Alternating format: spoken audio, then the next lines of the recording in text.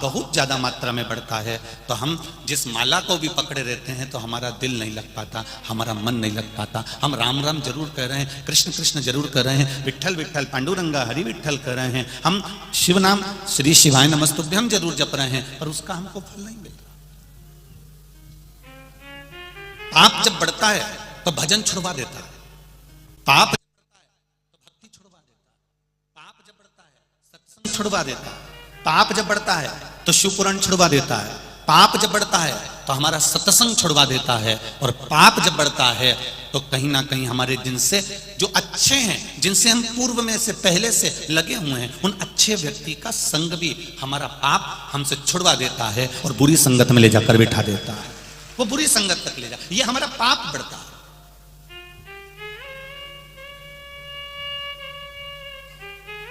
एक गांव का व्यक्ति था, उस गांव के व्यक्ति के पास में पैसा थोड़ा ज्यादा आ रहा था, कमाई अच्छी हो रही थी, तो उसने सोचा कि मैं करूं क्या। उसने कहा एक काम करता हूं, जब धन अधिक आ रहा है तो पत्नी ने कहा एक काम करो, बाजार में से थोड़ी कोड़ियां खरीद लो। कोड़ियां जानते हो, हाथ में बांधते हैं, कोई लोग ऐसे ऐसे पकड़ के खेलते हैं, वो कोड़ी। थोड़ी सी कोड़ियां ले आई है, पति जाता, जितना रुपया बचता उसकी कोड़ी खरीद लेता। अब कोड़ी इकट्ठी कर करके रखने लगा, ढेर कोड़ियों का ढेर लग गया, पूरा घर, पूरा गोडाउन कोड़ियों से भरा गया। अब जब पूरा घर, पूरा गोडाउन कोड़ियों से भरा गया, कोड़ी कोड़ी इकट्ठी हो गई, ढेर कोड़ियां इकट्ठी हो गई। एक दिन नगर का राजा बीमार पड़ गया, और नगर का राजा बीमार पड़ा तो उसको देखने के लिए जो वैद्य आए, डॉक्टर आए, उन्होंने कहा इसको एक बीमारी हो गई है, वो बीमारी ठीक करने के लिए कोड़ी लाना पड़ेगी और उन कोड़ियों को जलाना पड़ेगा, जलाकर उसकी राख तैयार करना पड़ेगा। जब कोड़ियों की राख तैयार होगी, वो राख इसके शरीर पर अगर मलेंगे तो इसका शरीर ठीक हो जाएगा। अब नगर में देखा तो कोड़ी नहीं थी, महल में देखा तो कोड़ी नहीं थी, राजनगर में घर में देखा तो कोड़ी नहीं थी, ढूंढ ढूंढ के कोड़ियों को थक गए, कोड़ी नहीं मिली। पूरा मार्केट भी देखा गया, पूरा नगर का एक एक बाजार देखा गया, पर कोड़ी नहीं मिली। तब किसी ने कहा, एक गांव का व्यक्ति सुबह सुबह आता है, सारी कोड़ियां खरीद के ले जाता है, कोड़ियां उसके यहां मिल सकती है। वो गया उनके पास में, जाकर राजा के जितने सेवक थे उन्होंने हाथ जोड़कर कहा कि तुम्हारे पास में कोड़ियां हैं? उसने कहा है, पर मेरे पैसे से खरीदी हुई है, मेरी पूंजी से खरीदी हुई, मेरे धन की कोड़ियां हैं, मेरे पास में कहीं फ्री की कोड़ियां नहीं, चोरी की कोड़ियां नहीं। कोड़ियां हैं? हाँ, लाओ जरा कोड़ियां दो। उसने कहा मैं अपनी कोड़ी नहीं दे सकता, तुम्हें देना पड़ेगा, राजा बीमार पड़ा है। उसको डराया, धमकाया, तब उसने एक थाली में कोड़ियां भरकर लेकर आया, उनसे कहा लो तुम्हारा झोला पकड़ो, बैग पकड़ो, बारदान पकड़ो। उन्होंने बारदान पकड़ा, इसने कोड़ियां पर हाथ फेरा, उनके झोले में दिया, फिर भर के लाया, फिर कोड़ियों पर हाथ फेरा, फिर उनके झोले में, उनके बैग में, उनके बारदान में दिया। बार बार यही कर रहा था। तब गुस्सा आ गया राजा के दूतों को, और राजा के सेवकों ने कहा एक बार में पूरा बैग उठाकर क्यों नहीं दे देता, एक बार में पूरा बारदान उठाकर क्यों नहीं दे देता, ये बार बार हाथ क्यों फेर रहा है? उसने कहा अरे भाई, मैं इन कोड़ियों में हाथ इसलिए फेर रहा हूं, इन कोड़ियों में मैं वो कोड़ी ढूंढ रहा हूं कि वो एक कोड़ी ऐसी कौन सी आ गई जो मेरी इतनी रखी रखाई कोड़ियों को लेकर जा रही है, उस कोड़ी को ढूंढने का मैं प्रयास कर रहा हूं। एक कोड़ी हमारे घर में ऐसी आ जाती है जो हमारे रखे हुए पूरे धन को ले जाकर नाश कर देती है। एक कोड़ी हमारे घर में ऐसी आ जाती है जो पैसे को, कोड़ी को, पूरे रखी हुई कोड़ी को, पूरे रखे हुए पैसे को डॉक्टर में, कहीं कहीं गलत जगह पर, कहीं कहीं ले जाकर, कहीं मदिरा में, कहीं मांसाहार में, कहीं वेश्यावृत्ति में, कहीं जुए में उस कोड़ी को लगा दिया जाता है। एक कोड़ी हमारे घर में ऐसी आती है जो हमारा पूरा घर बर्बाद कर देती है, और एक कोड़ी सत्कर्म की, अच्छी पुण्य की ऐसी आ जाती है जो हमारे मालेगांव में शिव महापुराण की कथा करवा देती है। ये कोड़ी का फल, ये कोड़ी है। आप आई हो, इतने मेरे भाई बहन यहां पधारे हुए हैं, मेरी माताएं आई हैं, यहां मेरे भाऊ लोग आए हुए हैं।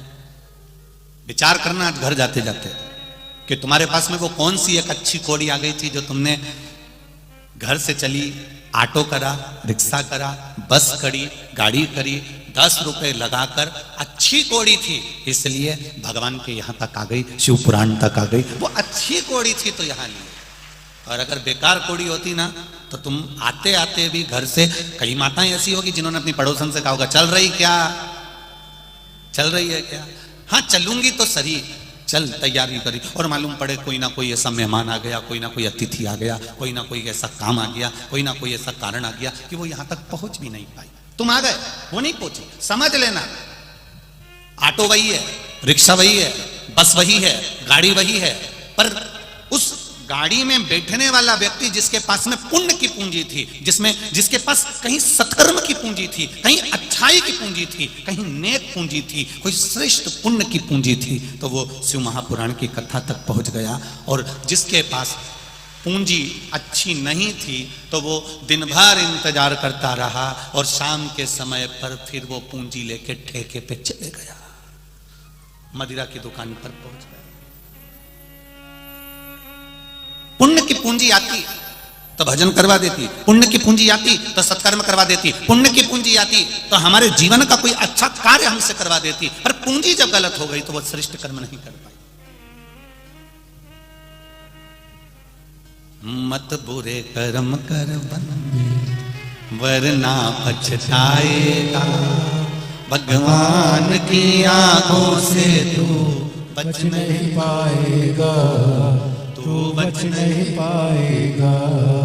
अरे ओ अज्ञानी मत कर नादानी, तेरे कर्म का फल भी तू ही पाएगा, जैसा किया तूने तेरे आगे आएगा। मत बुरे कर्म कर बंदे, मत बुरे कर्म कर बंदे वरना पछताएगा, भगवान की आंखों से तू बच नहीं पाएगा, तू बच नहीं पाएगा। अरे ओ अज्ञानी मत कर नादानी। महाराज कोई पुण्य की पूंजी आए जो हमारे जीवन में अच्छा कर्म कर जाए।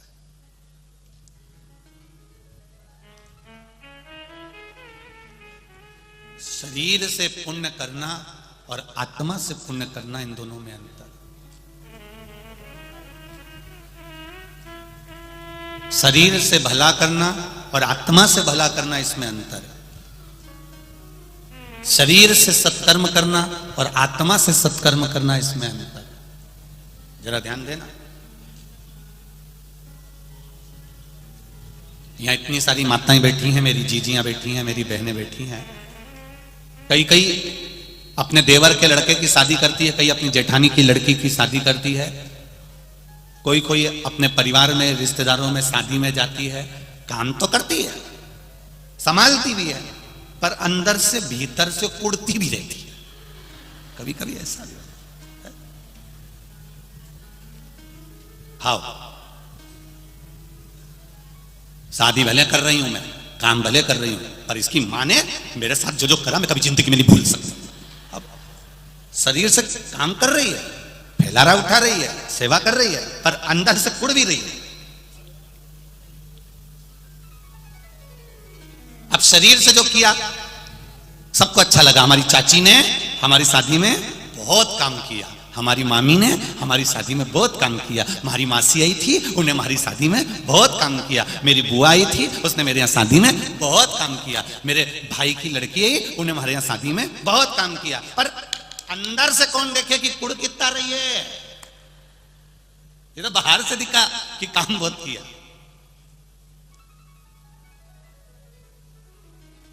भीतर से कौन ने देखा?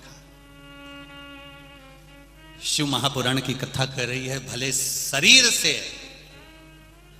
आप काम करो ना करो, पर शिव पुराण कर रही है आत्मा से हमेशा सबका भला करते हुए चलो, क्योंकि आत्मा वहां तक जाएगी। शरीर जाएगा क्या वहां तक? अरे बोलो री मालेगांव वाली जी, शरीर जाएगा? नहीं जाएगा। जाएगा क्या? वही आत्मा, वही जीव, वही चित्त, वही वृत्ति, वही छोटा सा जीव जाएगा, वो आत्मा जाएगी। अब शरीर से तो तुमने अच्छा काम करा, पर मन से अच्छा काम नहीं कर पाया, आत्मा से अच्छा काम नहीं कर पाए। इस हृदय से तुम सत्कर्म नहीं कर पाए तो फिर काय का तुम्हारा काम किया तुमने?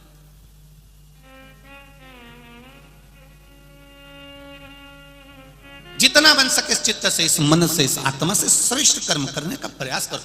शरीर यहीं रह जाना है, आत्मा चली जाना है, चित्त चला जाए। कितना सुंदर शिव महापुराण की शुरुआत हो रही है, पुण्य शिव महापुराण। कितना सुंदर संवाद कहा गया। देवराज नाम का ब्राह्मण, जो ब्राह्मण होकर गलत कर्म में लगा हुआ था,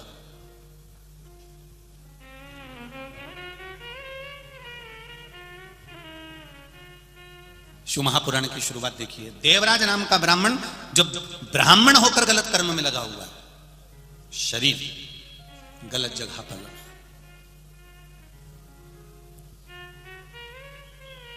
और इस देवराज नाम के ब्राह्मण की मां थी, माता, जो रोज मंदिर जाती है, शिव जी को एक लोटा जल चढ़ाती है, हृदय से भगवान शंकर का गुणगान करती है। उसको कोई मतलब नहीं संसार के लोगों से, उसको तो केवल भजन से मतलब है, कोई मतलब।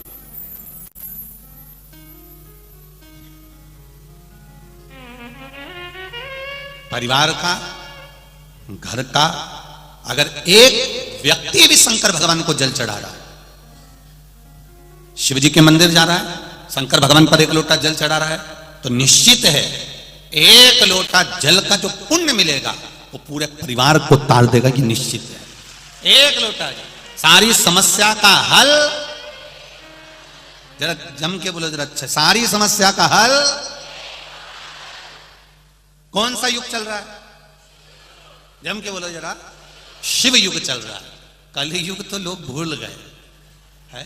रोज पहले सुबह से उठते थे और घर में लड़ाई झगड़ा क्लेश, ना जाने कोई नल में बाल्टी लगाए तो लड़ने बैठ जाए, पानी भरने जाए तो लड़ने बैठ जाए, थोड़ी झाड़ू निकाल के कचरा इधर कर दे तो लड़ ले, कोई साइकिल रखी है गिर गई तो लड़ ले, नींबू गिरा दिया कोई सब्जी वाले ने तो झगड़ा कर ले। तो कितना झगड़ा होता था। अब जब से शंकर भगवान की कथा सुनना चालू करी है, बोलो रे मालेगांव वाले, ईमानदारी से बोलना, गांव गांव से आए हो, किसी गांव में तुमने झगड़ा करते हुए देखा किसी माताओं को आपस में? नहीं, क्योंकि शिव भक्ति का इतना बल हो गया कि माताएं तो माताएं, पुरुष, युवान बच्चे, छोटे छोटे बच्चे भगवान शंकर की भक्ति में ऐसे डूब गए कि एक लोटा जल लेकर मंदिर में जाते हैं, शिव जी को चढ़ाते हैं। मंदिर अगर पानी लेकर नहीं गए तो झाड़ू लगा देते हैं, सफाई कर देते हैं, पूरा मंदिर क्लीन कर कर बेलपत्री से फूल से भगवान शंकर का श्रृंगार कर देते हैं। इसको कहते हैं शिवयुग। समाप्त हुआ कलयुग, वो शिवयुग उनके हृदय में समाप्त हो।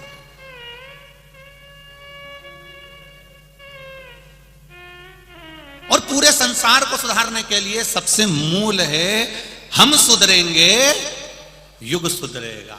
हम अपने आप को संवार रहे हैं, हम अपने आप को सुधार रहे हैं। और जिस दिन हम सुधर गए उस दिन पूरा परिवार, घर, मोहल्ला, कॉलोनी, कुटुंब और हमारा नगर, हमारा क्षेत्र अपने आप सुधर जाएगा। एक व्यक्ति के सुधरने से सुधर जाएगा।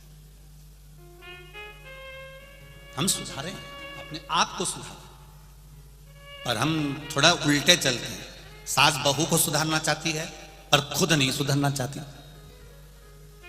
बहू सास से आस लगा के बैठी है कि मेरी मम्मी के पास खूब है, मेरी सास के पास खूब है, उनके पास में एक से बढ़कर एक साड़ी, उनके पास में एक से बढ़कर एक रकम। बहू सास से आस लगा के बैठी है, मेरी सास के पास खूब है, सास मुझे देगी।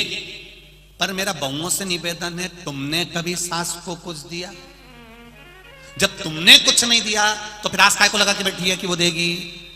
अगर तुम मायके जाती और मायके से अपने पति के कपड़े लेके आई, अपने बच्चों के कपड़े लेके आई, अपनी छोरी का कपड़ा लेके आई, अपने कमरे को सजाने का सामान लेके आई, गई थी बैग भर के सामान लेके आई। जब यहां से गई थी तो एक बैग था, आई तो 4 बैग लाई। और जब इतना सामान तू अपने घर के लिए लेकर आई तो एक सामान अपनी सास के लिए लेकर आती, और सास के लिए लेकर आती तो सास भी तो कहती कि मेरी बहू जब जब जाती है तो मेरे लिए कुछ लाती है, तो वो भी तुझे कुछ दे देती। पर हमने केवल लेना जाना है, देना जाना कहां। और आस लगा के बैठी है, दिवाली पे मेरी सास से मैं कहूंगी मेरे को हार दे दो, दिवाली पे मेरी सास से कहूंगी मुझे पाटली दिला दो। सास भी सोच के बैठी है, आ तो जरा, आ तू एक बार आ जा बस। कभी एक शब्द मुंह से नहीं बोले, मीठा नहीं बोले, कभी प्रेम के वाक्य नहीं बोले, प्रेम के शब्द नहीं बोले, और क्या कि चेन दे दो, अंगूठी दे दो, हार दे दो, तो वो भी इंतजार कर रही, तू बोल, बस तूने एक शब्द बोला और उन्हें फिर नीचे से लेके ऊपर तक उखाड़ दिया, फिर उखाड़, फिर कहने वाली ने तुरंत कह दिया किसी के पिताजी रख के नहीं गए थे। उसने फिर बोलना चालू करा, तो क्यों, किस लिए, हमने क्या दिया है, हमने क्या प्रदान किया, हम क्या दे रहे हैं, हम क्या प्रदान कर रहे हैं, हम लेने की आशा रख रहे हैं पर देने की आशा। शिव पुराण कहती है हम भगवान शंकर को एक लोटा जल जब घर से ले जाते हैं पानी भरकर, शंकर भगवान को जब चढ़ाते हैं, वो जल का पात्र, वो लोटा खाली नहीं आता। तुमने जो शंकर भगवान के चरणारविंद का जो चरणामृत लिया है, जल लिया है, चरणोदक लिया है, वो उस लोटे में, उस कलश में डाल लिया, उसको लेकर आ रही हो, वो कलश खाली नहीं है, वो ना जाने कितने कुबेर के खजाने से भरा हुआ कलश है, वो खाली नहीं है, उसको भरा हुआ।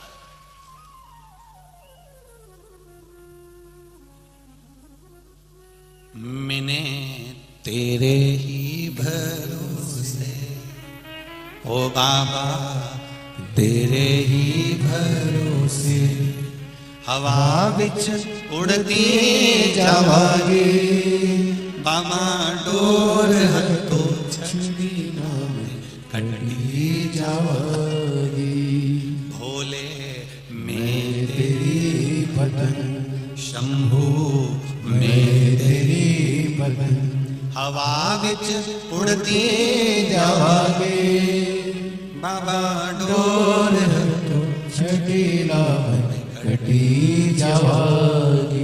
भगवान की विरल भक्ति का भाव में अगर कोई बीमारी है तो समझो पूर्व का कोई कर्म ऐसा हो गया होगा जिसके कारण बस हमारे शरीर में कुछ कष्ट आ गया। पर भगवान के भजन से, भगवान की भक्ति से, शिव भक्ति से उस पूर्व के किए गए कर्म को हम थोड़ा थोड़ा काट सकते हैं। जैसे एक पत्र आया, देखिए,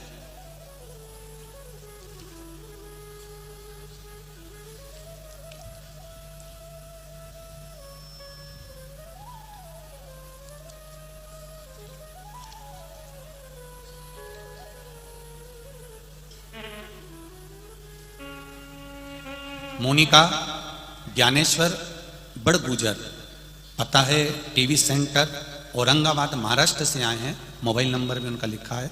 कहीं बैठे हो तो हाथ हिलाइएगा, दोनों हाथ इस तरह से हिला देना, कहीं बैठे हो, अच्छा इधर है, ठीक है, दोनों हाथ हिला दो एक बार, दिख गए हो बेटा, दिख गए हो, हाँ ऐसे हिला दो, श्री शिवाय नमस्ते, एक बार फिर से हाथ हिला दो, ठीक। Monika Gyaneshwar Badgujar, TV centre Aurangabad Maharashtra. पूज्य गुरुदेव, मेरे पिताजी को लॉकडाउन जून के महीने में 2020 को मुंह में कैंसर हो गया था, जिसका फोटो मैं लगा रही हूं। कैंसर हो गया था 27/6/2020 को औरंगाबाद में अस्पताल में जांच की, तब रिपोर्ट में कैंसर बताया गया। डॉक्टर ने 11/7/2020 को लॉकडाउन की बढ़त स्थिति में ऑपरेशन किया। ऑपरेशन की रिपोर्ट अनुसार रेडिएशन केमोथेरेपी किया, फिर पिताजी को तकलीफ दर्द कम नहीं हुआ। डॉक्टरों ने 15/1/2021 को ऑपरेशन करने को फिर कहा। ऑपरेशन के दौरान पिताजी को गले में जख्म हो गया।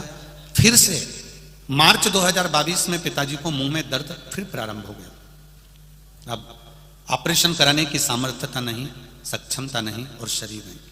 हमने औरंगाबाद के अस्पताल में दिखाया, मुंबई के अस्पताल में भी दिखाया, तो डॉक्टर ने ऑपरेशन का कह दिया वापस।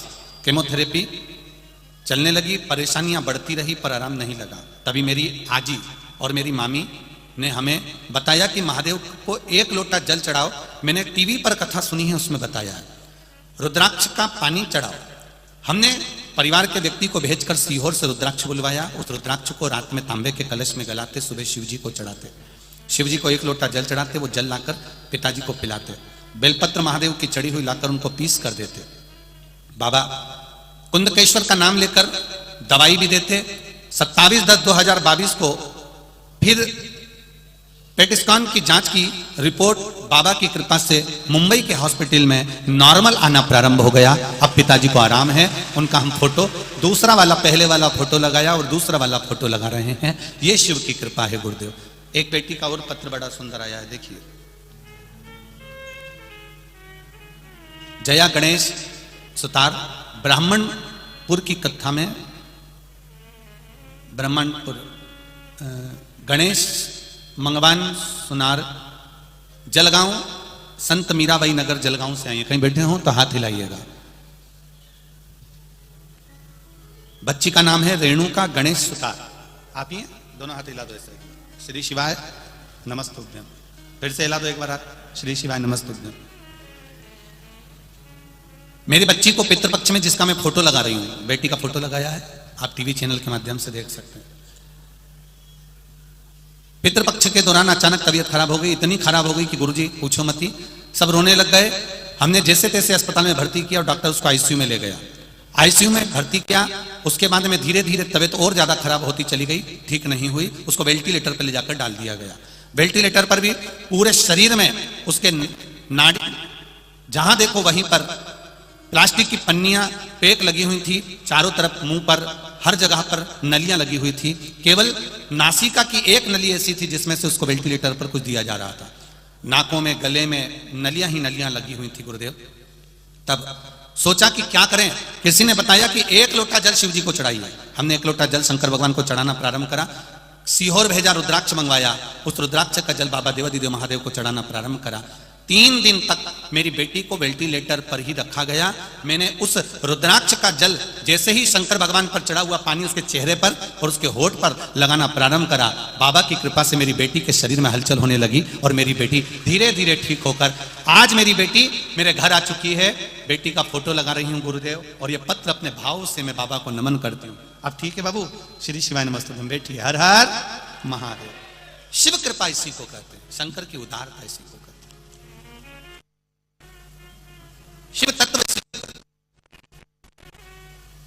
क्या देगा वो? इतने पत्र लिखे हैं, हम अभी पूरे तो नहीं पढ़ पा रहे हैं, जो पढ़े वो भी यहां रखे हैं, और सारे पत्र पूरे यहीं मालेगांव के नगर में रह जाएंगे। कभी इन पत्रों को कभी पढ़कर देखना। इन पत्रों में लोगों का जो उन्होंने कथा सुनी है, जो उन्होंने दिल से टीवी चैनल के सामने बैठकर जो मांगा है, जो 1 लोटा जल शंकर को चढ़ाया है, जो एक बेलपत्र चढ़ाई है, उसका फल क्या मिला है, इन पत्रों में वर्णन किया गया है, इन पत्रों में बताया गया। अब दिल से रिझाओ उसको। और मालेगांव की इस धरा को भी कह रहा हूं, दिल से सुनो, शरीर से कथा नहीं सुनना है, हमको हृदय से सुनो।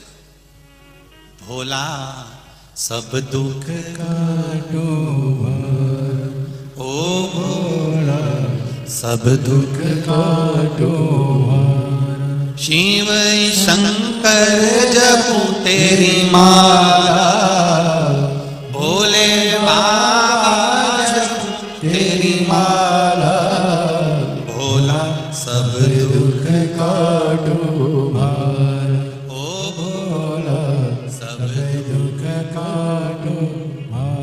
जब तक उसकी कृपा नहीं हो तब तक हम कुछ नहीं कर सकते। पुण्य को प्रबल करिए। देवराज नामक का ब्राह्मण अपने श्रेष्ठ कर्म से वंचित था, पर उसकी मां शंकर के मंदिर जाती थी, भगवान शिव को 1 लोटा जल समर्पित करती थी, दिल से भगवान को रिझाती थी।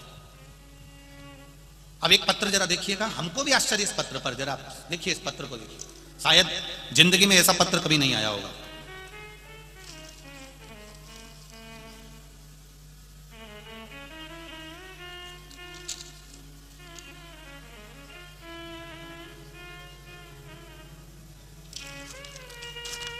अब देखिए, शंकर जी की परीक्षा देखिए जरा, इस पत्र के माध्यम से भोलेनाथ की परीक्षा देखिए। मेरा नाम मधुकर वामन पाटिल, उम्र है 70 साल। कहीं बैठे हो आप ही हैं? हाँ, हाथ हिला दीजिए एक बार। श्री शिवाय नमस्तुभ्यम। हाँ, दोनों हाथ हिलाओ एक बार। श्री शिवाय नमस्तुभ्यम। फिर से एक बार हाथ हिला दीजिए। हाँ, दोनों हाथ बड़े भाव से, आनंद से। आपके चेहरे का प्रसन्नता बता रहा है कि बाबा ने बहुत कुछ दे दिया। 70 वर्ष की आयु में भी आकर दे दिया। एक बार दोनों हाथ हिलाकर हर हर महादेव। गुरुदेव शिव की कितना बखान करूं मैं वर्णन नहीं कर सकता। मेरा नाम मधुकर वामन पाटिल है, उम्र 70 साल है। पहली बार ऐसा पत्र आया है, इसलिए दिल से मैं पत्र लिखने वाले पाटिल जी आपको नमन करता हूं। पहली बार ऐसा पत्र आपने भेजा। पाटिल, उम्र 70 साल, धरण गांव जलगांव महाराष्ट्र का रहने वाला हूं। मैं सरकारी नौकरी में पटवारी के पद पर था, अब मैं रिटायर्ड हो चुका हूं। मेरी नौकरी में पदोन्नति नहीं थी। मैंने 2021 में जिला अधिकारी कलेक्टर कार्यालय में एक एप्लीकेशन दायर कर दी। गुरुदेव, वो एप्लीकेशन मेरे महादेव के बल पर दायर करी कि मैंने इतनी लंबी नौकरी करी पर मेरा प्रमोशन नहीं हुआ। मैंने जनवरी 2021 से उस नौकरी के लिए कि मैंने इतने साल नौकरी करी, सबका पदभार बढ़ा, सबकी प्रमोशन हुई, पर मेरी प्रमोशन नहीं हुई और मैं रिटायर हो गया। मैंने जो नौकरी करी है उसके कुछ समय के लिए मुझे भी प्रमोशन दिया जाए। मैं रिटायर हो चुका था, उसके बाद मैंने ये अप्लाई करा और हमारे घर में आस्था चैनल पर आपकी कथा चलती थी, उस शंकर पर विश्वास कर कर मैंने ये एप्लीकेशन लिख दी और मैंने वो कलेक्टर कार्यालय में दे दी। पत्नी से कहा तू भी चल, मैं भी चलूं और एक लोटा जल शिव जी को चढ़ा। अब देखें भोलेनाथ क्या करते हैं। अब तो अपन रिटायर हो गए, अब देखें कि वो रिटायरमेंट होने के बाद भी प्रमोशन देता है कि नहीं देता, ये देखना है।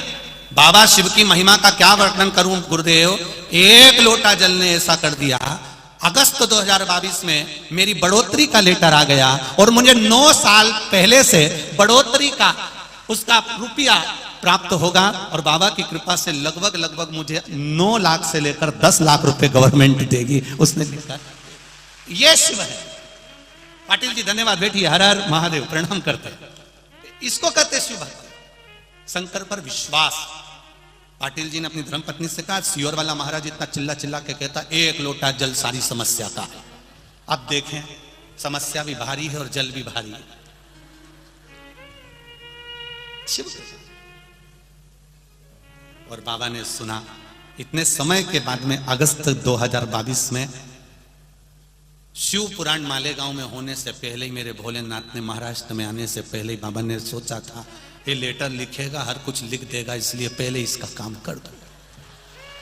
इसका कोई बात, जब ये सरकार को लेटर लिख सकता है तो सियोर वाला महाराज तुझे भी लिख सकता है। इसलिए देव महादेव है, ये शिव है, ये शंकर।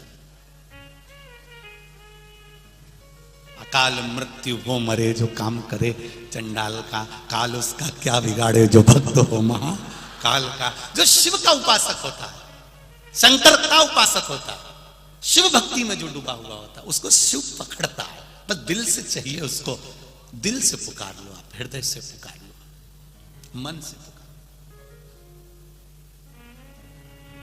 और जब दिल से पुकारोगे तो वो दिल से सुनेगा।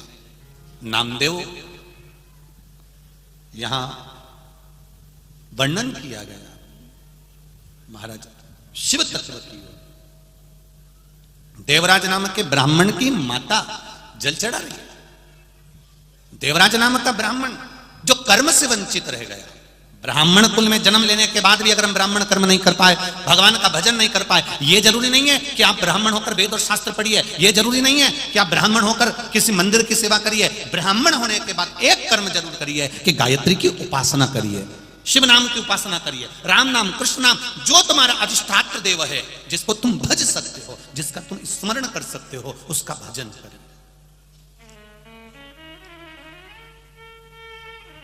देव और महादेव दो हैं। अमृत किसने पिया था? बोलते जाओ जम के। देव ने। अमृत किसने पिया? देव ने। विष किसने पिया? महादेव। ठीक है। देव का काम कितना है?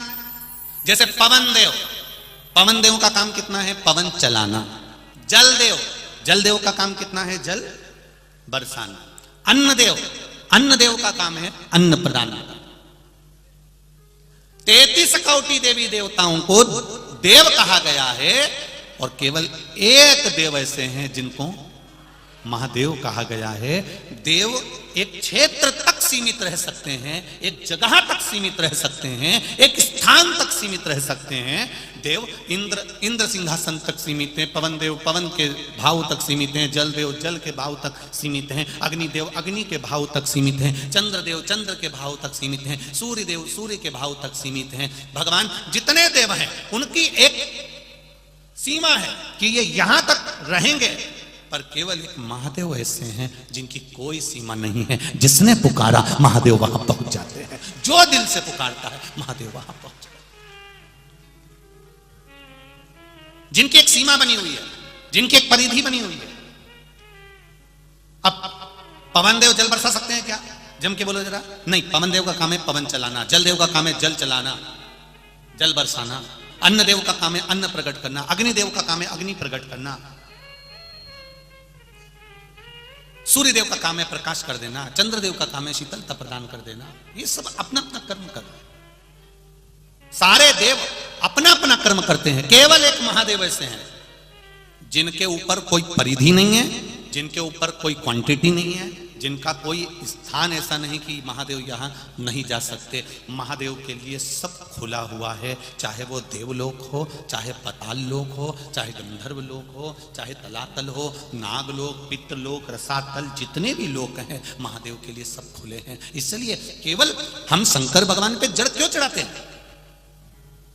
गणेश जी एक जगह तक जा सकते हैं, पार्वती मैया एक जगह तक जा सकती है, षडानंद कार्तिकेय जी एक जगह तक जा सकते हैं,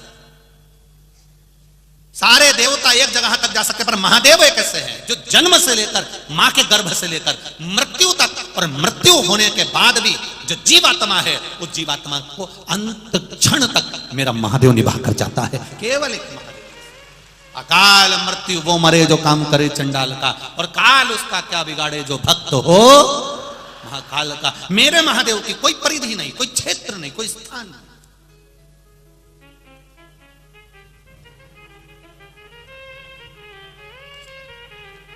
जैसे एक मंत्री होते हैं, एक मिनिस्टर होते हैं, साहब ये हेल्थ मिनिस्टर हैं, हेल्थ का कार्य देखेंगे, ये माइंस का काम देखेंगे, ये खदानादी का कार्य देख रहे हैं, ये गृह मंत्री हैं, पूरे गृह का कार्य देखेंगे, साहब ये इस चीज का कार्य देखेंगे। ऐसे हमारे देवता हैं, ये काम देखेंगे, ये अग्नि का काम अग्निदेव, जल का काम जल देव, पवन का काम पवन देव, इंद्र देव, ये सब ये कार्य देखेंगे।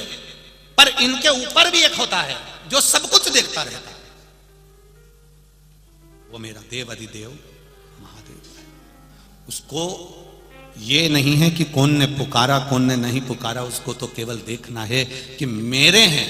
इसने जिंदगी में एक लोटा जल शंकर भगवान को चढ़ाया है, ये एक बार चलकर मेरे दरवाजे तक गई है। शिव महापुराण की कथा जो मालेगांव में हो रही है, ये अपना घर छोड़कर, कई ऐसे भी होंगे मालेगांव में जो सोच के बैठे हूं बहुत भीड़ है कैसे जाऊं, बहुत भीड़ है कैसे जाऊं, बहुत भीड़ है कैसे जाऊं।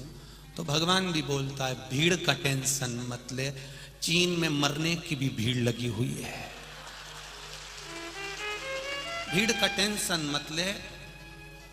केवल शिव पुराण के चक्कर में मैंने उसको चीन तक रख रखा है, अभी इंडिया नहीं भेजा है, क्योंकि श्री शिवाय नमस्तुभ्यम लोग इतना जप रहे, इतना जप रहे, इतना शंकर जी पे लोटा भर भर के जल चढ़ा रहे कि वायरस भी सोच रहा है जाऊं कि नहीं जाऊं, जाऊं कि नहीं जाऊं। तो वायरस भी सोच रहा है। तो वायरस से पूछा तू इंडिया क्यों नहीं जा रहा है, चीन में क्यों पड़ा है कि भाई इंडिया तो चले जाऊं, पर वहां एक ही टेंशन है सारी समस्या का, एक लोटा जल। अगर मैं कहीं घुस भी गया तो ये एक लोटा, दुनिया के लोग इतना पानी चढ़ाते हैं कि जैसे दिल के अरमा आंसुओं में बह गए, ये मुझे पानी में बहा देते हैं। इसलिए मैं इंडिया नहीं जा रहा हूं, बड़ी टेंशन है। सोच रहा है कई बार वो चीन की बॉर्डर पे खड़े होके सोचता भी कूद जाऊं, इतने में बॉर्डर पे खड़े हुए लोग भी चिल्ला देते हारा हारा, तो वापिस चीन नहीं रह जाता, नहीं जाऊंगा अब नहीं जाऊंगा। फिर हिम्मत करके बॉर्डर पे तैयार होके खड़ा हुआ, कौन कौन, वो वायरस, शायद 7F है ऐसे कुछ है। फिर खड़ा हुआ, उसने फिर विचार करा, इतने में फिर इन्होंने चिल्लाना, तो फिर वापिस वहीं कूद गया।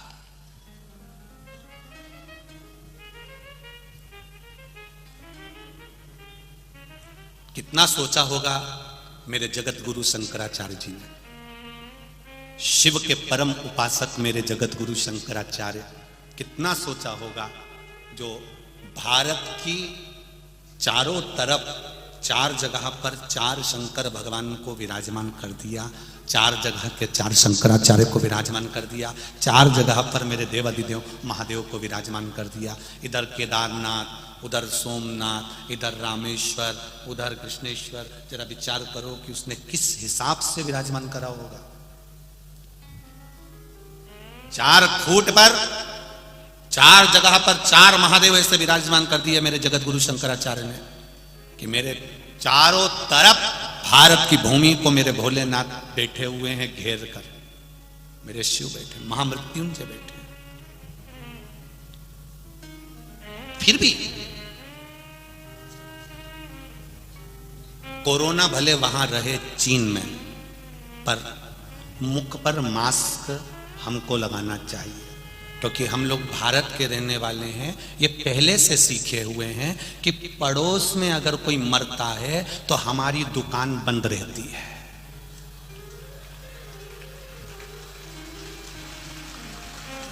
बोलो सही है कि गलत? अरे बोलो तो भले गांव वालों, पड़ोस में अगर कोई मरता है तो हमारी दुकान बंद रहती है। हम भारत के लोगों ने ये सोच के रखा है, इसलिए चीन में वायरस है तब तक अपन भी मुंह पे मास्क रखो, अपनी दुकान बंद रखो, जरूरी है, बहुत जरूरी।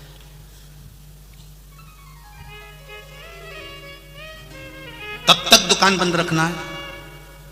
कब तक बंद रहती है? जब तक इसको राम नाम सत्य, जब तक ये वायरस का राम नाम सत्य नहीं हो जाए तब तक दुकान बंद रखो। ये वहीं की वहीं समाप्त हो जाए, भोलेनाथ जी से निवेदन है। और चीन में भी जो उपद्रव मच रहा है, बाबा से निवेदन है, बाबा वहां पर भी सब स्वस्थ रहें, मस्त रहें, सर्वे भवन्तु सुखी, सब स्वस्थ रहे, कोई का बुरा नहीं हो मेरे बाबा, सब खुश रहे। है तुम्हारे यहां है मास्क वगैरह है? अरे बोलो तो।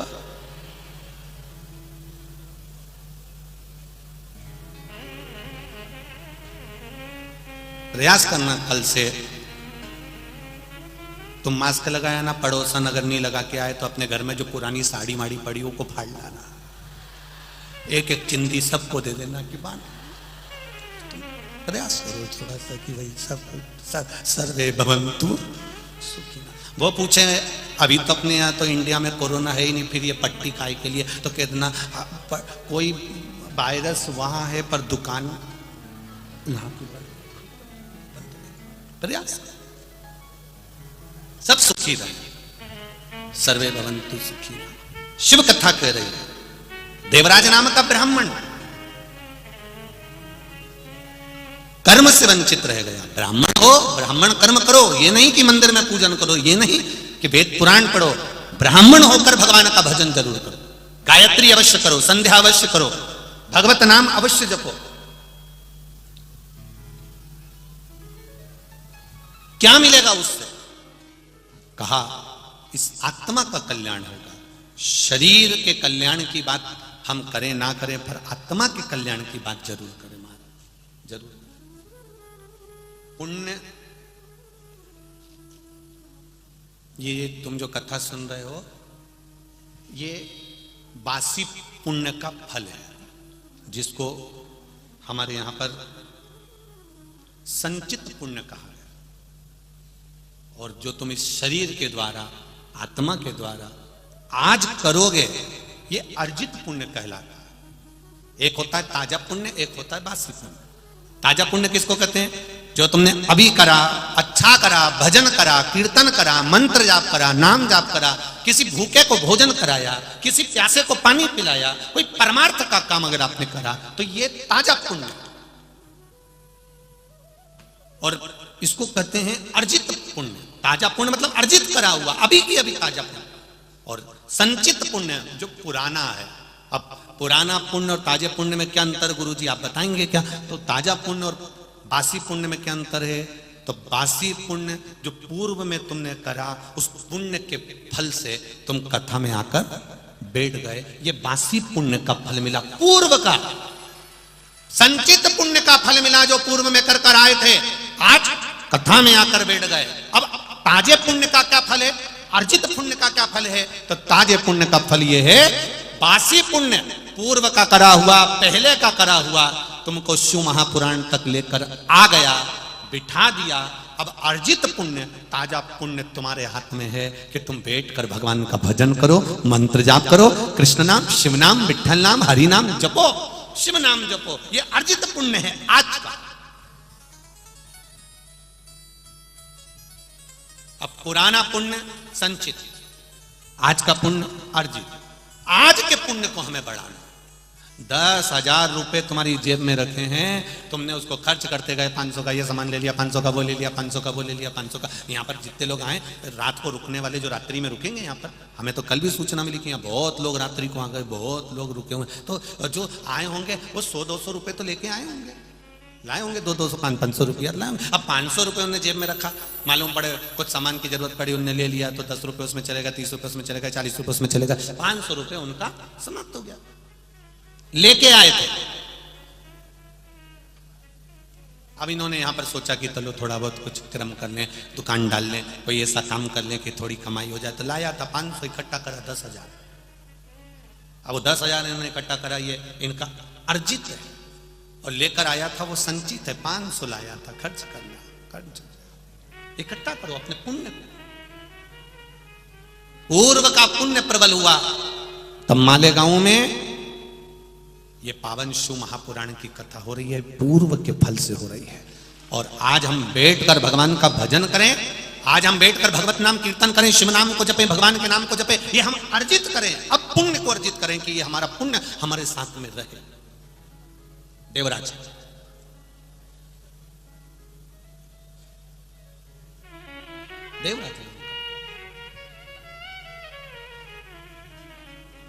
शरीर में तपन हुई, शिव मंदिर में चला गया, शंकर भगवान के मंदिर में जाकर बैठा।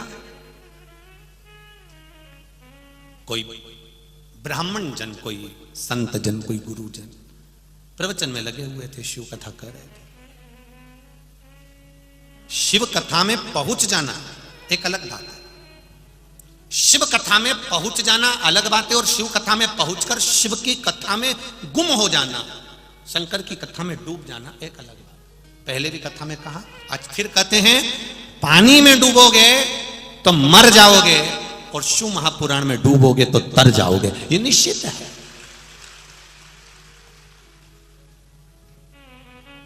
कथा में पहुंच जाना एक अलग बात है।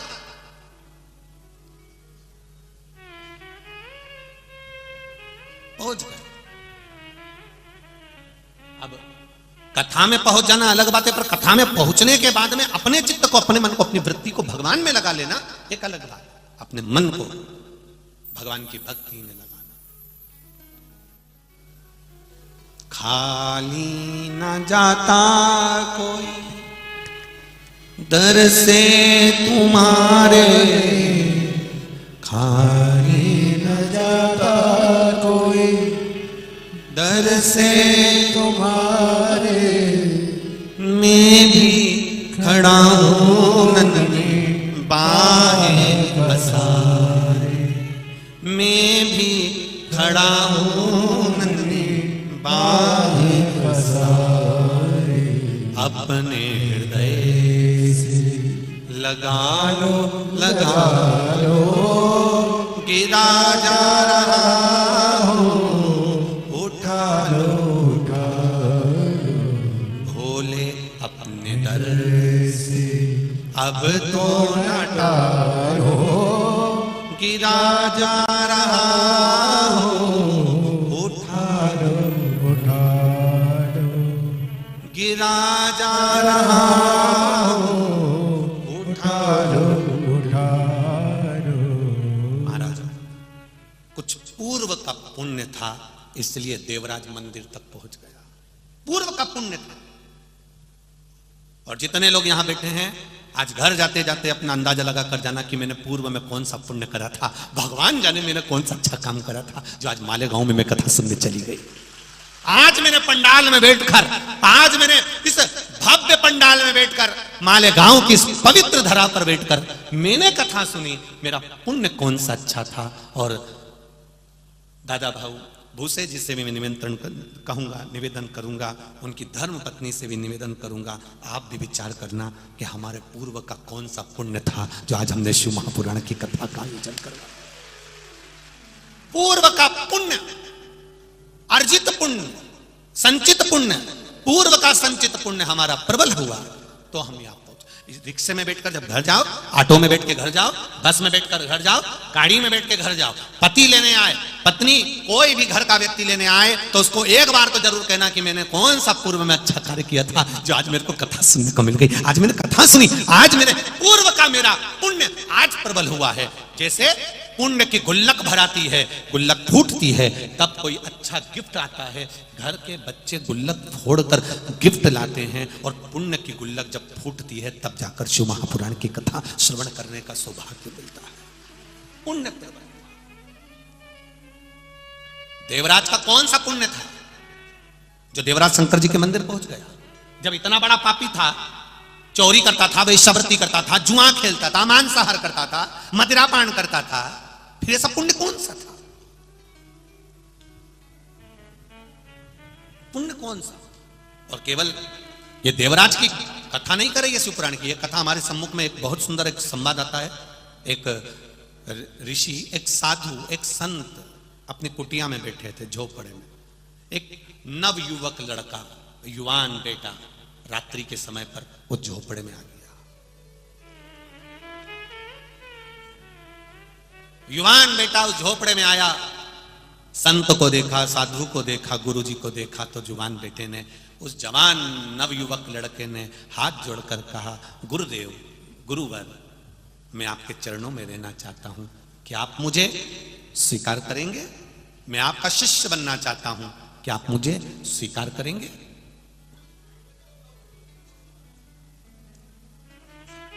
मैं आपके चरणों में रहना चाहता हूं गुरुदेव, क्या आप मुझे स्वीकार करेंगे? गुरु जी ने कहा, क्यों नहीं, जब मेरे परमात्मा ने तुझे इस पृथ्वी पर रखा, उसने स्वीकार कर रखा है, तो मैं तो एक साधारण सा व्यक्ति हूं, मैं तुझे शिष्य स्वीकार करता हूं। पर गुरुदेव मुझे कुछ कहना है। बोल, क्या कहना है? मैं जुआ खेलता हूं,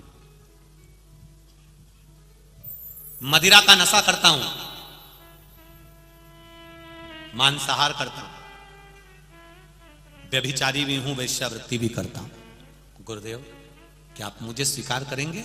गुरुजी तो ठहाका लगाकर हंसे, खूब हंसे। गुरुजी ने कहा, ठीक है, मैं तुझे स्वीकार करता हूं।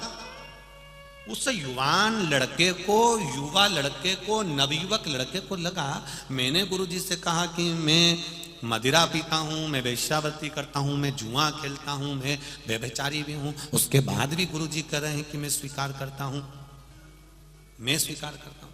गजब, पर हंस रहा है मुझे देखकर।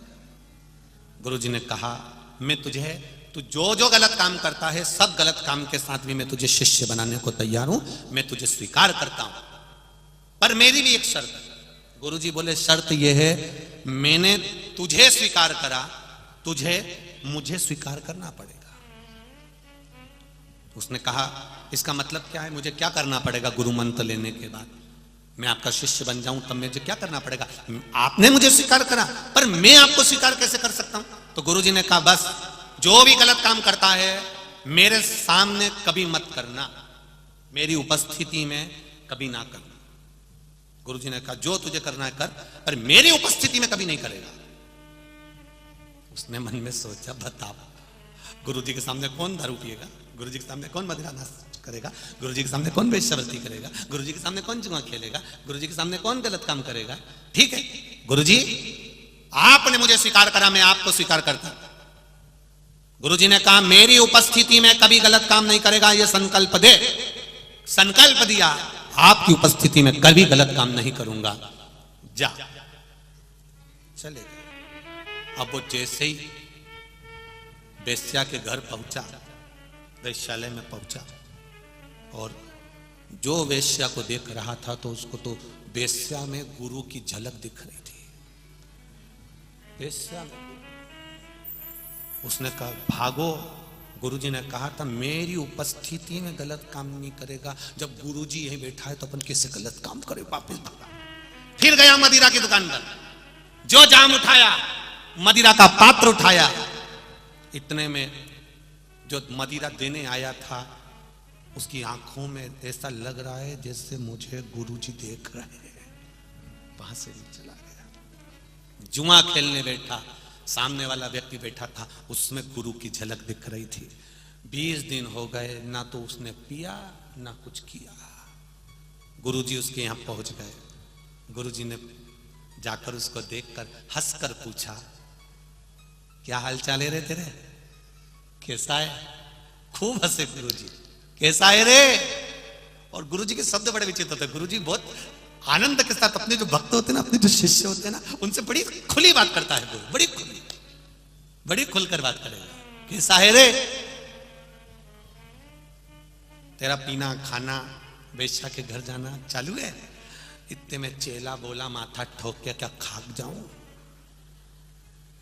पीने जाऊं तो तुम देखो, वेश्या के घर जाऊं तो तुम देखो, हर जगह पे तो तुम देखते हो, और तुम्हारी उपस्थिति में गलत काम करूं तो मुझे पसंद नहीं। तुमने सौगंध दिलाई थी, इसलिए 20 दिन से कहीं नहीं जा पाता। यहां तक कि घर में भी रहता हूं तो छपरे का मकान है कबेलू का। कभी कभी रात को ऐसा सोता हूं तो टीन में और कबेलू में भी ऐसा लगता है कि तुम मुझे घूर घूर के देख रहे। इसलिए रात को भी कम्बल दो ओढ़ के सोता हूं कि कहीं गुरुजी मुझे ना देख लें। इतना गुरुजी ने कहा, बस गुरु दीक्षा का यही लाभ है, गुरु कुछ नहीं छुड़ाता, अपने आप छूट जाता, अपने आप छूट जाता।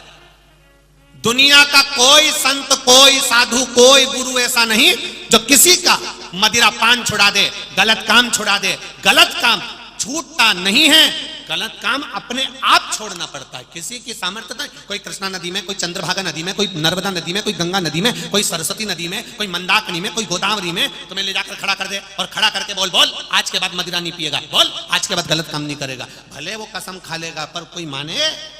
ऐसी ना जाने कितनी कसम खाई।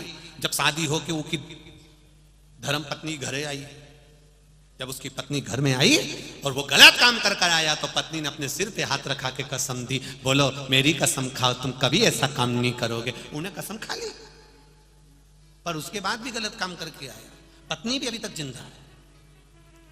कुछ हुआ? क्योंकि उसने झूठी खाई थी। ऐसी कसम दुनिया में कितनी भी खिला दो, मंच से हम नीचे खड़े हो जाएं और खड़े होकर हम कसम दिला दें आज के बाद कोई भी मदिरा का पान नहीं करेगा, आज के बाद कोई भी मदिरा नहीं पिएगा। हम कितनी भी शिव पुराण के सामने कसम दिला दे पर तुम सुधरो, तुम सुधर ही नहीं। क्योंकि कोई के कसम दिलाने से व्यक्ति कभी नहीं सुधरता। व्यक्ति सुधरता है भीतर से, जब मन को पक्का बना लेता है, सोचता है मेरा महादेव मुझे देख रहा है, तब वो छोड़ देता है। तब वो गलत काम, व्यभिचार, सोच, मांसाहार, मदिरापान, जुआ, वैश्यवृत्ति तब छोड़ता है। जुआ खेलने बैठा, उसको याद आ गया मेरा महादेव है। अग्निदेव एक जगह तक है, जलदेव एक जगह तक है, इंद्रदेव एक जगह तक है, पर मेरा महादेव तो सब जगह पर है। जहां तुम जुआ खेल रहे हो वहां बैठा है। तो उसको समझ में आ गया मेरा महादेव देख रहा है, गलत काम नहीं करूंगा, मैं भगवान बैठा है, मैं गलत नहीं करूंगा, मैं मदिरापान। जब भीतर से सोच लिया तो छूट गया। भीतर से मन बनाओ पक्का कि मैं मदिरापान नहीं करूंगा, छूटेगी, पक्का है छूट जाएगी। मैं गलत काम नहीं करूंगा, छूट जाएगा। मैं व्यभिचार नहीं करूंगा, छूट जाएगा। मैं मांसाहार नहीं करूंगा, छूट जाएगा। भीतर से मन बनाना पड़ेगा। और हम मन बनाते हैं ऊपर से, ऊपर से मन बनाते हैं। आज के बाद मैं कभी जिंदगी में तुमसे बात नहीं करूंगी, बोल दिया तो बोल दिया, कभी जिंदगी में बात नहीं करूंगी। इतने में उसने गाड़ी पे बिठाया, सुनार की दुकान पे ले गया।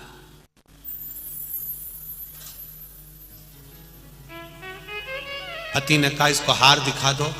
सुनार ने हार दिखाया, तभी बोली ये वाला थोड़ा सा अच्छा नहीं लग रहा, दूसरा ले लो। अब पति बोला तू अब भी तो बोली थी तुमसे जिंदगी भर बात नहीं करूंगी। पत्नी बोली वो तो मैंने ऐसे ही कह दिया था, मुझे क्या मालूम था कि तुम मुझे सुनार की दुकान पे लेके आ जाओ। ऊपर से संकल्प नहीं लेना, अंदर का संकल्प मूल है। देवराज नाम का ब्राह्मण। और ये संकल्प हमारा पुण्य का संकल्प होना। अपनी कुटिया में बैठे हैं, अपने नगर में, अपने गांव में, अपने कस्बे में बैठे होंगे, और उसी कस्बे में, उसी गांव में, उसी नगर में एक वेश्या आकर रहने लगी। बड़ी सुंदर थी, उसके चेहरे पर बहुत चमक थी, बड़ी सुंदर। संत रहते भजन करते, गुरु रहते भजन करते, और वेश्या रहती तो वो अपना वेश्यालय सजाती। उस वेश्या का एक नियम बड़ा प्रबल था। वो वेश्या प्रतिदिन जब वेश्यालय पर जाती थी तो उससे पहले वो भगवान के सामने 2 मिनट बैठ जाती थी। एक घी का दिया लगाती, कुछ थोड़ी सी धूप बत्ती अगरबत्ती लगा देती, और भगवान के सामने बैठ जाती और भगवान से प्रार्थना करती। रोज प्रतिदिन उसका नियम था। वैश्यालय जाने से पहले वेश्या अपना काम करने से पहले भगवान के मंदिर में जाकर रोज अपने घर के अंदर जो मंदिर था उस मंदिर में रोज जो भगवान शंकर बैठे थे, भगवान हरि विठल राम कृष्ण पांडुरंगा जो बैठे थे, उस वेश्या ने उनको नमन करना प्रारंभ किया। प्रतिदिन प्रणाम करती है, नमन करती है, प्रतिदिन विनती करती है। 5 मिनट भगवान की आराधना कर कर फिर वो वेश्यालय में जाती है। एक दिन संत से नहीं रहा गया, साधु से, संत से, जो अपने गांव में कस्बे में रहता था, नगर में रहता था, वो वैश्या को बुलवाया और वैश्या को बुलवाकर उसने कहा, तुम वैश्या हो, मना नहीं है, पर आपसे एक विनती करना चाहता हूं। संत बोले, साधु बोले, गुरु बोले, मैं एक विनती करना चाहता हूं। क्या क्या विनती करना चाहता हूं? क्यों वेश्यावृत्ति करती हो? ये भगवान ने इतना मूल्यवान शरीर दिया है, इस शरीर को क्यों नष्ट करना? भगवान का भजन करो, उनका स्मरण करो। वेश्या ने कहा, गुरुजी भजन तो कर लूं पर भूखी मर जाऊंगी, इस शरीर के चक्कर में तो मुझे भोजन मिल रहा है, भूखी मर जाऊंगी। संत ने कहा, उसने अगर पेट दिया है तो भरेगा भी वही, तुम मेरा कहना मानो और ये वेश्यावृत्ति छोड़ दो, हमारा गांव भी अच्छा हो जाएगा। क्यों इस शरीर को तुम नष्ट कर रही हो? इस शरीर से भजन करो। वैश्या ने कहा, गुरुजी अगर आप कह रहे हो तो मैं इस शरीर से भजन करूंगी। छोड़ दिया उसने। 4 महीने तक वैश्या के पास में जितना धन था, 4 महीने अच्छे से चला। चलने के बाद में वैश्या के पास अब धन खत्म हो गया, रखा हुआ जो धन था वो समाप्त हो गया। वैश्या भूखी रहने लगी, सुबह शाम दोपहर किसी की मांगने भी जाए तो कोई ना दे। ये तो वैश्या, दरवाजा बंद कर ले लोग, गेट बंद कर ले। 8 दिन वैश्या को रहते रहते भूखे मरते हो गए।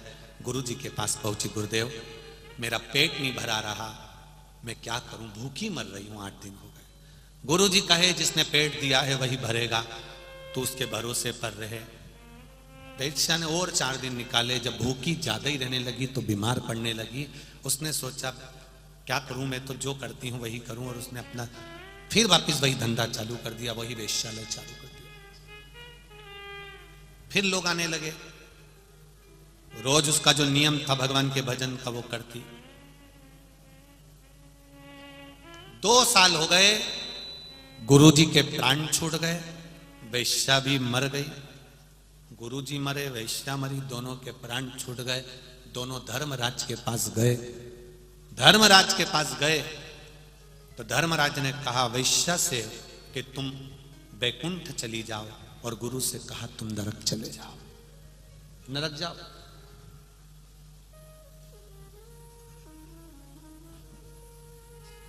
गुरु की आंख में आंसू भर गए। मैंने प्रवचन दिया, ज्ञान दिया, लोगों का जीवन सुधारा, प्रवचन करता था मैं, कथा करता था मैं, सत्संग करता था मैं, ना जाने कितने लोगों को मैंने राय दी, ज्ञान दिया, और तुम मुझे नरक भेज रहे। और ये वेश्या जो शरीर को बेचती थी, गलत करती थी, कईयों का घर बर्बाद कर दिया, और इसको तुम स्वर्ग भेज रहे हो?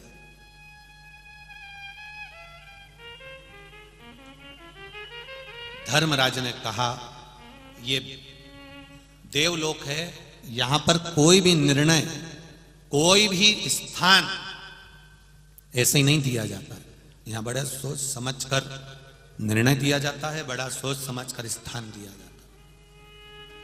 इस वेश्या के कर्म के अनुसार वेश्या को फल मिला है और तुम्हारे कर्म के अनुसार तुम्हें फल मिला।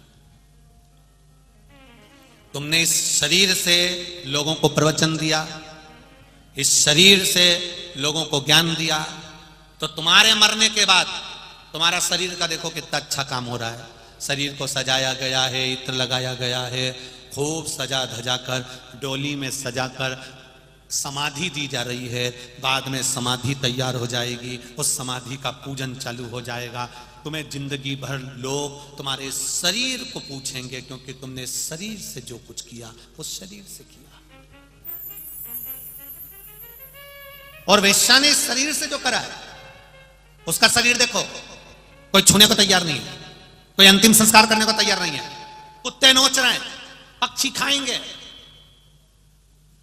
संत, तूने प्रवचन दिया, गुरु तूने शरीर से प्रवचन दिया, शरीर से प्रवचन दिया, तो तुम्हारा शरीर संसार के लोग पूज रहे हैं, इत्र लगा रहे हैं, समाधि बना रहे हैं, पूजन कर रहे हैं।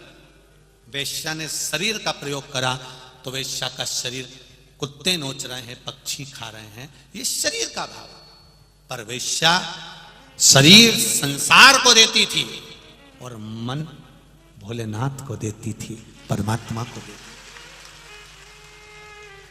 और महात्मा जी, तुम शरीर संसार को देते थे, ज्ञान देते थे, अच्छा बोलते थे, भजन करते थे, प्रवचन करते थे, लोगों को समझाते थे, और कभी इस मन को तुम भोलेनाथ तक लेकर नहीं गए, इस मन को तुम परमात्मा तक लेकर नहीं गए। प्रवचन तो तुमने बहुत बड़े बड़े दिए, ज्ञान भी तुमने बहुत दिया, पर जब भी तुम बैठते थे, वेश्या के यहां जितने लोग आते थे उन्हीं का सोचा करते थे। बताओ कितना सेठ व्यक्ति वेश्या के घर जा रहा है, बताओ दिन भर वेश्या क्या पड़ा रहता है। प्रवचन भले तुम बड़े दे रहे हो, ज्ञान भी बड़ा दे रहे हो, शरीर के द्वारा तुम लोगों को समझा भी रहे हो, पर तुम्हारा दिल, तुम्हारा मन, तुम्हारी आत्मा कभी भगवान तक नहीं पहुंच पाई। दुनिया भले पहुंच गई हो, पर तुम अपनी आत्मा को परमात्मा तक लेकर नहीं जा पाए, इसलिए तुम्हें नरक भोगना पड़ रहा है। ये नरकों का खेल है।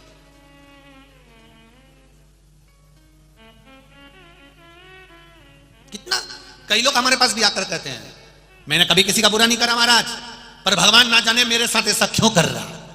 भगवान क्यों ऐसा कर रहा है, तो कभी अपने ऊपर हृदय पर हाथ रखकर तो देखो। शरीर से तुम दूसरे का भला कर रहे हो, शरीर से दुनिया का भला कर रहे हो, और आत्मा से करा तुमने हमेशा सबके कल्याण की बात। घर में रह रही हो, सास के लिए तुम चाय भी बना रही हो, सास के लिए तुम दूध भी बना रही हो, सास के लिए तुम रोटी भी बना रही हो, सास बीमार पड़ रही है तो तुम दवाई भी दे रही हो, शरीर से कर रही हो।